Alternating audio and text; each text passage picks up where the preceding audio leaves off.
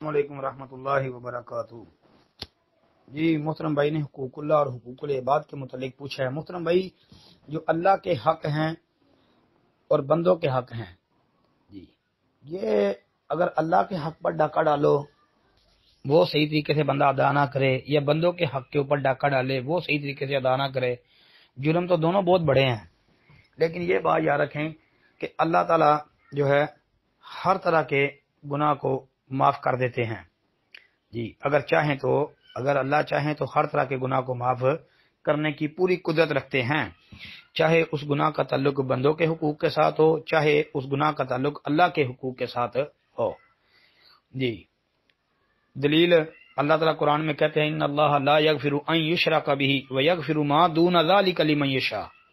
تو یہ ما دون ذلک، اس کے اندر شرک کے علاوہ ہر گناہ ہے کہ شرک کے علاوہ اللہ ہر گناہ معاف کر دیں گے۔ جی یہ یاد رکھیں۔ تو ظاہر بات ہے اس میں حقوق العباد بھی تو آتے ہیں نا۔ باقی شرک کی غلط جو گناہ ہے اس کی معافی بندہ اگر اپنی زندگی کے اندر موت آنے سے پہلے مانگ کے دنیا کے اندر ہی اپنے اس گناہ کے معافی مانگ کے اپنے آپ کو صاف کر کے جائے گا تو کامیاب ہو جائے گا انشاءاللہ۔ باقی بندوں کے جو حقوق ہیں، بندوں کو چاہیے کہ اپنے معاملات بندوں کے ساتھ بھی صاف رکھنے چاہیے۔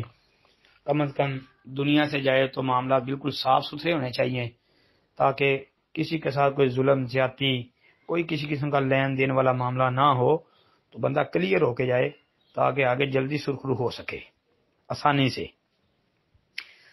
لیکن معاملہ تو بڑا حساس ہے، تو بھائی یہ اگر کوئی بندہ کہتا ہے کہ جی وہ بندوں کے حقوق بندے معاف کریں گے تب بندے کو معافی ملے گی ورنہ نہیں ملے گی، اتنی سختی والا جملہ یہ بولنا نہیں چاہیے۔ یہ تو اللہ تعالیٰ چاہیں تو اللہ اس کو معاف کر سکتے ہیں۔ باقی سمجھانا چاہیے کہ بھائی یہ حقوق العباد والا معاملہ جو ہے بڑا حساس ہے۔ اس کے بارے میں بڑی نبی علیہ الصلوۃ والسلام نے وعید فرمائی ہے کہ جو بندہ اب بندوں کے حقوق کے اندر کوتاہی کرتا ہے وہ قیامت کو سخت سزا کا مستحق ہوگا۔ تو اس کے لیے سمجھانا چاہیے۔ سمجھانا اور چیز ہے، ڈرانا اور چیز ہے۔ السلام علیکم ورحمۃ اللہ۔